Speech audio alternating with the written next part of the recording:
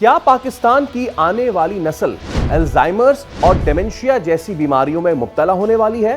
کیا میں اور آپ جو سانس لے رہے ہیں وہ سانس نہیں زہر ہے؟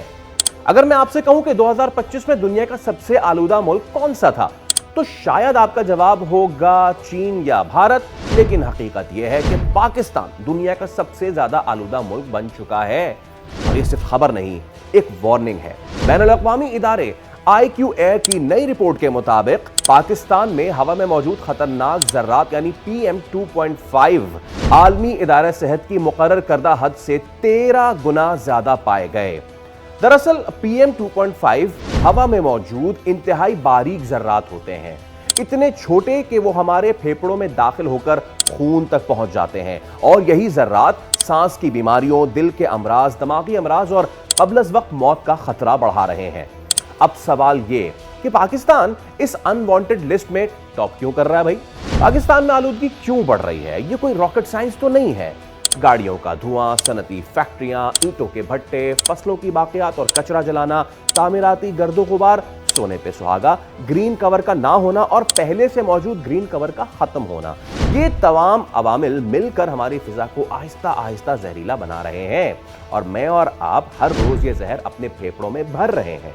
ماہرین کے مطابق یہ ذرات نہ صرف قبل از وقت بچوں کی پیدائش کا خطرہ بڑھاتا ہے، بلکہ اگر انسان طویل عرصے تک اس آلودہ ہوا میں سانس لیتا رہے تو دماغی بیماریوں جیسے ڈیمنشیا، پارکنسنز اور الزائمر کا امکان بھی بڑھ جاتا ہے۔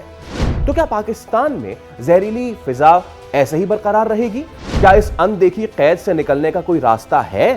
جی ہاں، اور یہ راستہ دکھایا ہے پاکستان کے دوست ملک چائنا نے 2013 سے 2017 تک۔ 2013 سے 2017 یہ وہ وقت تھا جب بیجنگ کے باسیوں نے پورٹیبل آکسیجن سلنڈرز کا استعمال شروع کر دیا تھا۔ تو کیا اب پاکستانی آکسیجن سلنڈر ساتھ لے کر گھومیں؟ نہیں، ایسا نہیں ہے۔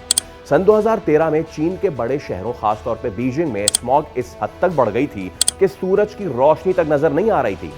اسی بحران کے بعد چین نے فضائی آلودگی کے خلاف ایک مکمل مہم شروع کی جسے انہوں نے نام دیا تھا بیٹل فار بلیو سکائز۔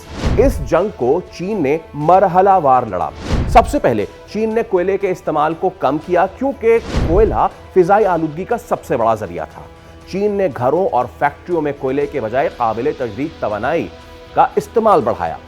دوسرا بڑا قدم، ہزاروں پرانی اور آلودگی پھیلانے والی فیکٹریوں کو یا تو بند کر دیا یا جدید ٹیکنالوجی لگانے پر مجبور کیا گیا۔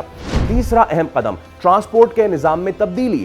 چین نے الیکٹرک گاڑیوں کو فروغ دیا، سبسڈی دی، پیٹرول گاڑیوں کے لیے سخت قوانین بنائے۔ نتیجہ یہ ہوا کہ بڑے شہروں میں گاڑیوں سے نکلنے والا دھواں نمایاں طور پر کم ہو گیا۔ بائی دی وے، پاکستان کے صوبہ پنجاب میں فضائی آلودگی کا سب سے بڑا سبب 2 اسٹروک وہیکل سے نکلنے والا دھواں ہی ہے۔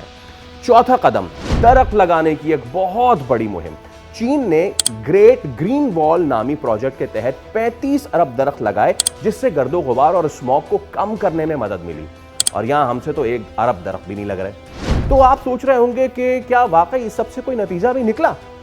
جی ہاں، چند ہی سالوں میں بیجنگ جیسے شہروں میں فضائی آلودگی کی سطح میں نمایاں کمی آئی۔ پہلے سال میں AQI 33%، جبکہ اس کے بعد AQI انڈیکس میں اوسطاً 35% سالانہ کی کمی دیکھی گئی، اور ماہرین کے مطابق لوگوں کی اوسط عمر میں بھی اضافہ دیکھا گیا۔ ایک شہری کی لائف ایکسپیکٹنسی 2.4 سال بڑھ گئی۔